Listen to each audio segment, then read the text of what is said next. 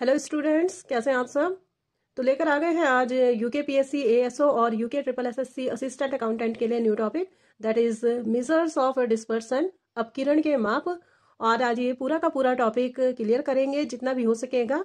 और standard deviation और mean deviation इसके नेक्स्ट क्लास में हम पूरा करेंगे। तो इसमें हम क्या क्या पढ़ने वाले हैं, इसमें हम रेंज पढ़ने वाले हैं, क्वार्टाइल्स पढ़ने वाले हैं, क्विंटाइल्स पढ़ने वाले हैं, डिसाइल्स, परसेंटाइल, ये सब हम इसमें कवर करने वाले हैं। तो बने रहेंगे लास्ट तक वीडियो में। साथ ही साथ जिन भी एग्जाम्स में ये स्टैट्स आती है उन सब के लिए भी ये बहुत ही बेनिफिशियल रहने वाला है।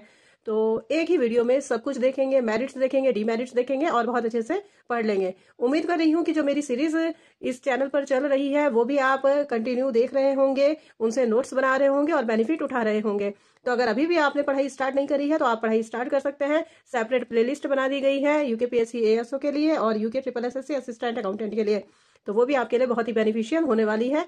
बहुत ही डीपली और डिटेल्ड मैंने आपको नोट्स प्रोवाइड करवाए हैं उसके जरिए, तो आपको ये बहुत ही आगे अच्छा बेनिफिट देगी।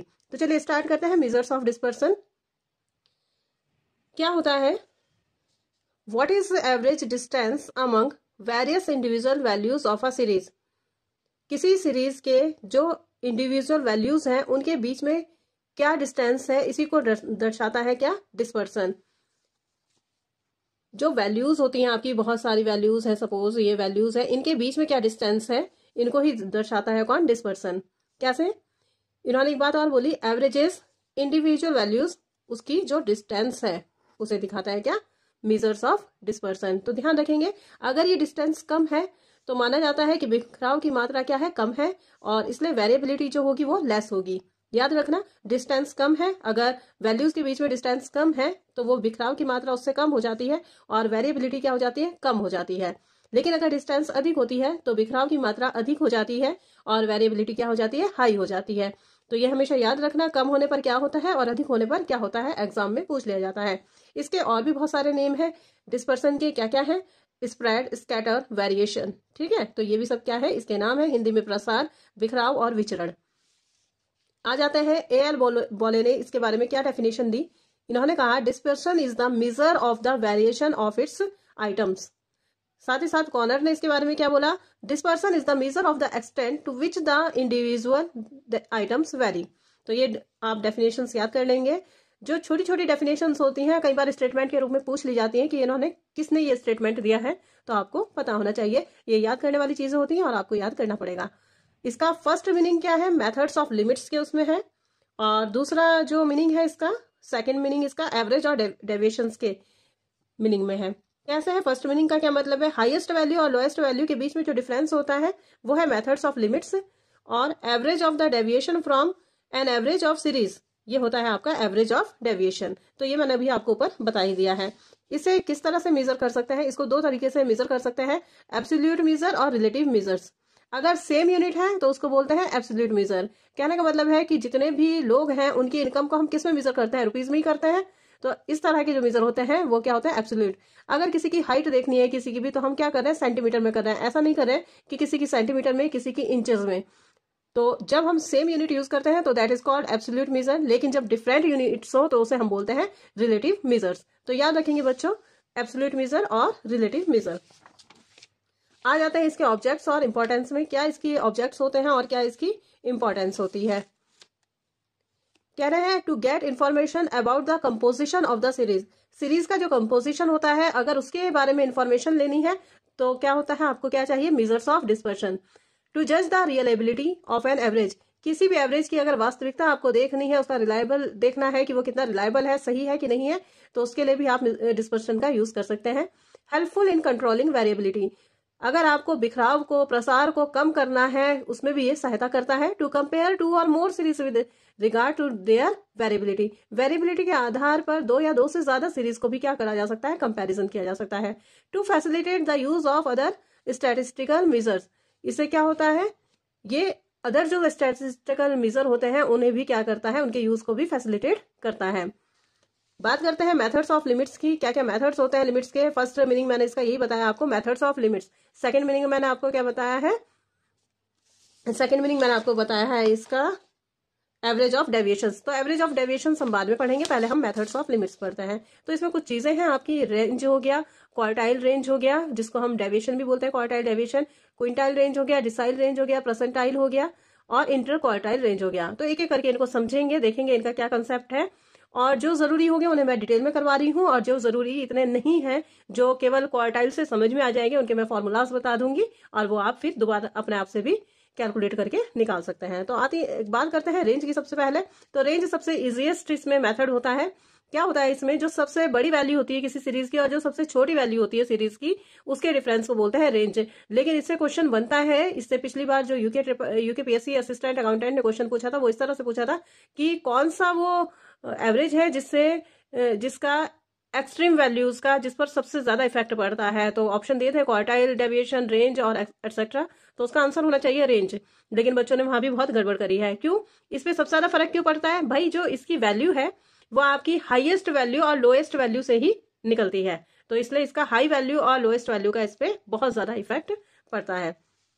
क्या बताया इसके बारे में? इजीएस्ट मेथड है difference between highest value and lowest value of a series. यही मैंने आपको बताया। अगर डिफरेंस कम है तो उसको बोला जाएगा रेगुलर और फिक्स्ड सीरीज, और अगर आपका डिफरेंस ज्यादा है तो उसको बोला जाएगा इररेगुलर। तो ये याद रखना, अगर इनके बीच में सीरीज की हाईएस्ट वैल्यू और लोएस्ट वैल्यू के बीच में क्या है, डिफरेंस कम है, तो वो रेगुलर या फिक्स्ड सीरीज कहलाएगा, और अगर हाई है तो इररेगुलर कहलाएगा। ठीक है बच्चों, अब देख लेते हैं जरा इसका फॉर्मूला देख लेते हैं और कुछ क्वेश्चंस देख लेते हैं इसके। R is equal to L minus s. L क्या हो गया आपका? लार्जेस्ट वैल्यू, और S क्या हो गया आपका? स्मॉलेस्ट। ठीक है। अब कॉफिशिएंट ऑफ R कैसे निकलता है? L minus S upon L plus S. तो ये क्वेश्चन है आपका सबसे पहला है इंडिविजुअल सीरीज का। तो रेंज निकालनी है और कॉफिशिएंट ऑफ रेंज ये आपको दी गई है सीरीज 145, 367, ये पूरी आपको सीरीज दी है। तो हमने इसमें से क्या किया, हमने इसमें से सबसे छोटी वैल्यू निकाली दैट इज S, और सबसे बड़ी वैल्यू निकाली दैट इज L। फॉर्मूले में पुट करा R is equal to L minus s, और इस तरह से इसको कैलकुलेट करके आंसर निकाल दिया। R भी निकाल दिया इसका और कॉफिशिएंट ऑफ R भी निकाल दिया। तो ये तो बात हुई इंडिविजुअल सीरीज की। बात करते हैं डिस्क्रीट सीरीज में। डिस्क्रीट सीरीज में बच्चों फ्रीक्वेंसी को बिल्कुल मत देखना, फ्रीक्वेंसी से कोई मतलब नहीं होता। जब इस तरह के क्वेश्चन किए जाते हैं तो केवल आपको एक्स से मतलब होता है, एफ से मतलब नहीं होता, एक्स से मतलब होता है। तो वैल्यू ऑफ आइटम से आप देखेंगे एल क्या है और एस क्या है। आपने निकाल दिया, एल हो गया आपका 15 और एस हो गया आपका 5। दोबारा से आपने वैल्यूज पुट करी, आंसर निकाला, ये आपका आंसर आ गया इसमें। होपफुली आपको सब समझ में आ रहा होगा। बहुत ही ईजी कंसेप्ट है, इसमें इतना ज्यादा कोई परेशान होने वाली बात नहीं है। नेक्स्ट क्वेश्चन आया आपके पास कंटिन्यूस सीरीज का। कंटिन्यूस सीरीज में फिर पूछा गया आपसे कि इसका आर क्या है और कॉफिशिएंट ऑफ आर क्या है। तो देखो, जब भी मैंने आपको पहले से ही बताती आ रही हूँ, जब भी सीरीज इस तरह से दी जाए तो उसको क्या किया जाता है, सही किया जाता है। तो सही करना सीरीज को, ये आपको बार बार नहीं बताऊंगी, ये आपको पता होना चाहिए कि अगर इस तरह की सीरीज दी गई है तो आपको कैसे उसको सही करना है। तो सबसे पहले सीरीज सही होती है और सीरीज की फ्रीक्वेंसी जो है वही रहेगी इस वाले क्वेश्चन में। तो आपको वैसे भी फ्रीक्वेंसी से मतलब इसमें है नहीं, तो आपने निकाल दिया 0.5 से 10.5, ये सब निकाल दिया। इसमें आपने एस लिया, एल लिया, और फिर आपने आर निकाला एल माइनस एस करके, और कॉफिशिएंट ऑफ आर निकाला L minus S upon L plus S करके। देख लेंगे इसके अब एडवांटेजेस और डिसएडवांटेजेस। क्या इसके एडवांटेजेस होते हैं भाई रेंज के? ये इजी होता है मेजर करने में, देख लिया आपने कितना आसान है। एल लो, एस लो और निकाल दो answer. Clarification of range, range का पता चल जाता है। Useful in quality control, quality control अगर आपको करना है तो उसके लिए ये यूजफुल होता है। डिसएडवांटेजेस इसके क्या होते हैं? Not representation of all values, सारी वैल्यूज को ये रिप्रेजेंट नहीं करता। देखा ये आपने एल और एस से इफेक्ट पड़ा और किसी से नहीं। वाइड फ्लक्चुएशन, बहुत ज्यादा फ्लक्चुएट हो जाता है क्योंकि सबसे बड़ी वैल्यू ली जाती है और सबसे छोटी। अनसाइंटिफिक मेजर, कोई साइंटिफिक मेजर नहीं है ये साइंटिफिक मेजर नहीं माना जाता। अब देख लेते हैं इंटर क्वार्टाइल रेंज। देखो बच्चों, अगर समझ में आ रहा है तो बहुत अच्छी बात है, नहीं तो समझ में अगर कोई कंसेप्ट नहीं आता है तो आप कमेंट भी कर सकते हैं, कोई ऐसा इशू नहीं है। मैं उस टॉपिक को दोबारा से कवर करवा दूंगी, कोई वो नहीं है, और डिटेल बता दूंगी। तो इंटर क्वार्टाइल रेंज देख लेते हैं क्या है। फॉर्मूला बहुत ही ईजी है इसका, IQR is equal to Q3 minus Q1। कैसे निकलेगा अभी मैं आगे क्वार्टाइल्स जब करवाऊंगी तो उसमें बता दूंगी, बस आप इसका फॉर्मूला याद रखना। इसके एडवांटेजेस देख लो बच्चों। इसके एडवांटेजेस ये है कि ये मोर रिप्रेजेंटेटिव होता है, डिपेंड नहीं होता है किसी भी हाईएस्ट और लोएस्ट वैल्यू पर, और ये कैलकुलेट करने पे क्या होता है, इजी रहता है। ये आपके इसके डिसएडवांटेजेस भी है कुछ, ये सारी वैल्यूज को ये भी रिप्रेजेंट नहीं करता, ये इससे अलजेब्रिक एनालिसिस भी पॉसिबल नहीं हो पाता, अनसर्टेन होता है, और सीरीज की शेप भी इससे नहीं पता चल पाती। अब देखो बच्चों आगे क्या होता है इसमें। अब ये क्वार्टाइल्स क्विंटाइल कैसे इसको हम मेजर करते हैं, कैसे हम इसको कैलकुलेट कर लेते हैं इजी तरीके से। तो ध्यान रखना, क्वार्टाइल को बोलते हैं हिंदी में चतुर्थक, क्विंटाइल हो गया आपका पंचमक, ऑक्टाइल हो गया अष्टमक, डिसाइल हो गया दशमक, परसेंटाइल हो गया आपका शतमक। डिसाइल और परसेंटाइल स्पेशल मेंशन भी करा गया है आपके सिलेबस में, तो आपको इसमें ज्यादा कुछ नहीं, आपको इसके फॉर्मूला पता होना चाहिए और कैलकुलेशन कैसे होती है वो पता होना चाहिए। चतुर्थक को आप रिप्रेजेंट करते हैं क्यू से, पंचमक को क्विंटाइल को करते हैं क्यू एन से, ऑक्टाइल को ओ से, डिसाइल को डी से और परसेंटाइल को पी से। तो देखो कोई भी ज्यादा परेशान होने वाली बात नहीं है, मैं इसके फॉर्मूलाज आपको बताती हूँ कैसा आप करोगे। देखो क्वार्टाइल क्या है, चतुर्थक 4 नीचे आ जाएगा, पंचमक क्विंटाइल में 5 नीचे, ऑक्टाइल में 8 नीचे, डिसाइल में 10 और परसेंटाइल में 100। तो इंडिविजुअल सीरीज में तो आप इस तरह से करके निकाल लोगे, कुछ भी निकालना है टीएच आइटम करके ना, या आप निकाल लेते हो। लेकिन अगर आपको यही आप इंडिविजुअल सीरीज में भी निकाल लोगे और डिस्क्रीट सीरीज में भी निकाल लोगे, लेकिन अगर आपको कंटिन्यूअस में निकालना है तो आप कैसे निकालोगे। सपोज आपको निकालना है O7 यानी कि ऑक्टाइल 7, तो आप क्या करोगे, पहले आप इसको स्मॉल O7 लिखोगे और फॉर्मूला लगाओगे आप 7n/8 आइटम, ठीक है, +1 आप इसमें से हटा दोगे और फिर जब ये इसकी वैल्यू आ जाएगी तब आप कैपिटल O7 का फॉर्मूला लगाओगे, कैसे L1 + L2 - L1/F O7 - C। कुछ याद आया कैसा हो रहा है ये फॉर्मूला? मीडियन करवाया था मैंने आपको ना, सेम टू सेम वही है, वही चीज है, बिल्कुल वही चीज इंडिविजुअल में, वही चीज डिस्क्रीट सीरीज में और वही चीज कंटिन्यूअस सीरीज में। तो भाई करवाने की जरूरत है फिर डिसाइल और परसेंटाइल के क्वेश्चन? मेरे हिसाब से तो नहीं है, लेकिन अगर होगी तो बता देना, मैं करवा दूंगी इसके भी 2-4 क्वेश्चन। तो ये इस तरीके से बिल्कुल बस फॉर्मूला बनाना आपको आना चाहिए। ध्यान रखना कि अपॉन में आपका क्या आता है। मैंने आपको बोला O7, तो मैंने आपको बता दिया O7 ऐसे निकालोगे। अच्छा 1-2 चीजें और बता देती हूँ मैं आपको। सपोज देखो यहाँ पे बोला है, यहाँ पे मैंने आपको एग्जांपल भी दिया, थर्ड क्वार्टाइल निकालना है 3n+1/4, फोर्थ क्विंटाइल निकालना है 4n+1 5, सिक्स ऑक्टाइल निकालना है 6n+1 8, 8 डिसाइल निकालना है 8n+1 10, 95th परसेंटाइल निकालना है 95n+1/100। तो ये आप इस तरीके से निकाल सकते हो। अच्छा अगर यही 95 परसेंटाइल आपका सपोज आपको निकालना है कंटिन्यूस सीरीज में, ठीक है, तो कैसे निकालोगे, 95n/100 आइटम, ठीक है ना। और अगर आपको उसमें फिर आपको बड़ा वाला फॉर्मूला लगाना पड़ेगा,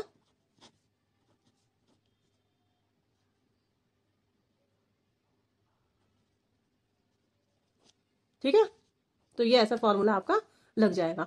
तो इसमें कोई ज्यादा परेशान होने वाली बात नहीं है। क्वार्टाइल डेविएशन आप देख लो, मैं करवा देती हूँ इसके क्वेश्चन, फिर आप आगे उसमें देख लेना।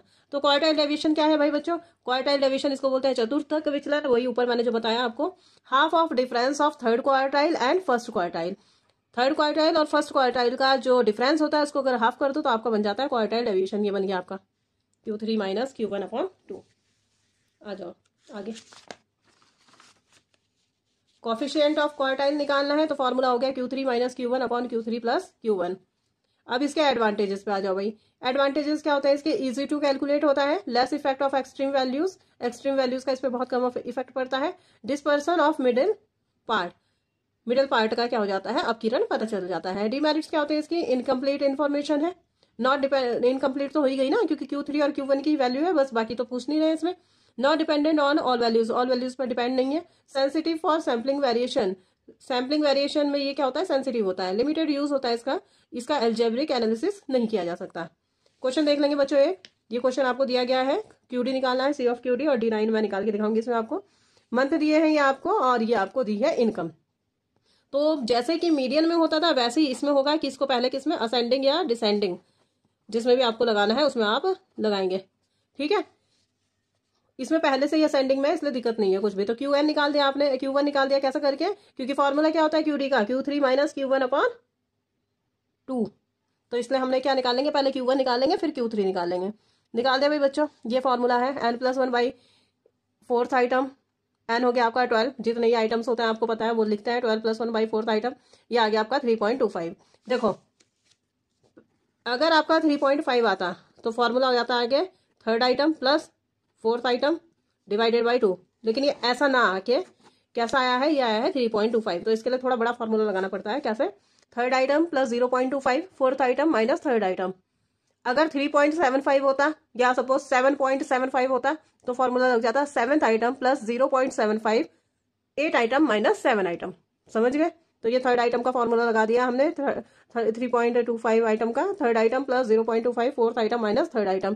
थर्ड आइटम देख लिया सीरीज में कौन सा है भाई, 140 दिख रहा होगा सबको, ये लिख दिया यहाँ पर, ये लिख दिया। फिर उसके बाद 0.25 आ गया ऊपर से। फिर उसके बाद फोर्थ आइटम कौन सा आपका, ये है 141 लिया माइनस 140, और ये कैलकुलेट करके हमने आंसर निकाल दिया। तो ये आ गया आपका Q1। Q1 के बाद हम निकालेंगे Q3 निकालेंगे। Q3 निकालने के लिए फिर फॉर्मूला लगेगा 3n+1 बाई फोर्थ आइटम। अब भाई दोबारा निकालने की जरूरत तो नहीं है, हमने n+1/4 तो पहले ही निकाल दिया था, यहाँ पे जो आंसर आया था उसे ही हम रख देंगे वैल्यू में, तो हमारा आंसर आ जाएगा।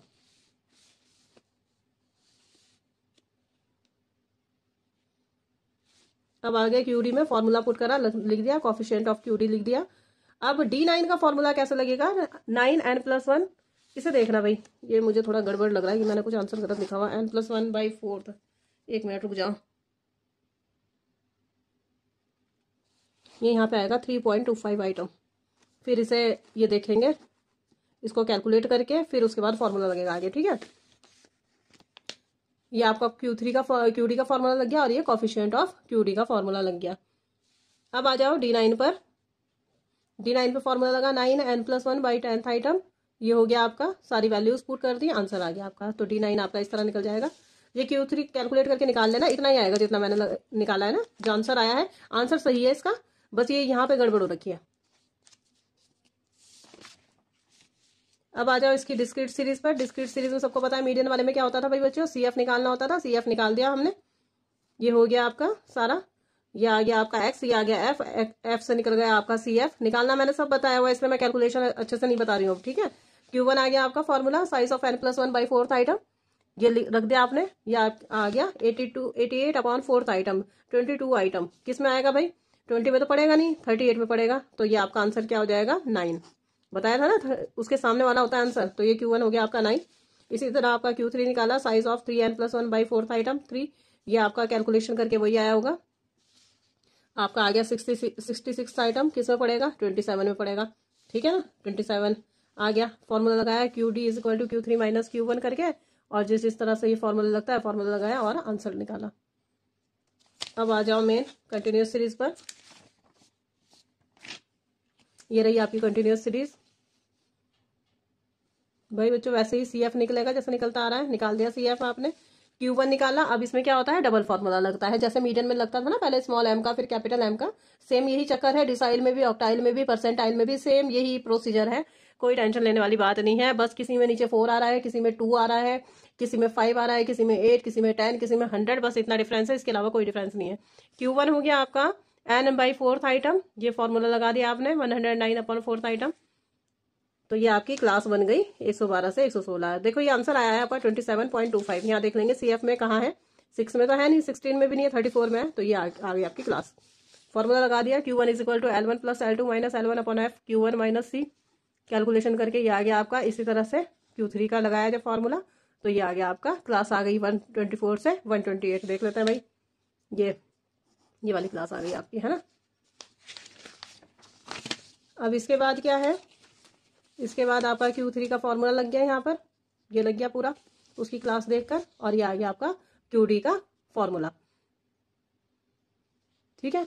और ये आ गया आपका कोफिशिएंट ऑफ QD, और ये हो गया आपका परसेंटाइल रेंज का फॉर्मूला, P90 - P10 कैसे निकाल लेंगे, वही 90n+1/100 करके, जैसे मैंने आपको बताया ही है। तो ये कोई परेशानी वाली बात नहीं है, बहुत अच्छे से इसको पढ़ लेंगे। और यहाँ पर आपका जो ये वाला सारा पोर्शन कंप्लीट होता है, क्वार्टाइल क्विंटाइल्स वगैरह का सारा ये जितने भी आपके टॉपिक्स थे वो कंप्लीट होते हैं। आगे देखेंगे मीन डेविएशन, स्टैंडर्ड डेविएशन क्या आपके उसमें है, सिलेबस में है। सिलेबस देख लेते हैं, एक बार नजर डाल लेते हैं भाई सिलेबस में। ये देख लो बच्चों, क्या क्या हो चुका है, ये सारा हो चुका है आपका, ये करवा दिया है, ये करवा दिया है, geometric mean, harmonic mean, quartiles हो गया, डिसाइल परसेंटाइल हो गया, रेंज हो गया आपका, क्वार्टाइल डेविएशन भी हो गया आपका, मेजर्स ऑफ डिस्पर्शन, ये सब आपका हो गया है। मतलब देखो जल्दी जल्दी में ये आपका लगभग आधा सिलेबस अब होने वाला है। अब इसके बाद मैं मीन डेविएशन और स्टैंडर्ड डेविएशन करवाऊंगी, ये सब करवा दूंगी आपको, जल्दी जल्दी से हम इसको क्या करेंगे, 50 मार्क्स का जो हमारा क्वेश्चन पेपर आने वाला है उसको हम कंप्लीट करेंगे। तो ये था आपका ASO का सिलेबस, और इसी तरह से आपका जो UK triple SSC assistant accountant का सिलेबस चल रहा है उसमें भी ये काम कर रहा है। तो चलिए मिलेंगे नेक्स्ट वीडियो में, तब तक keep watching, all the very best.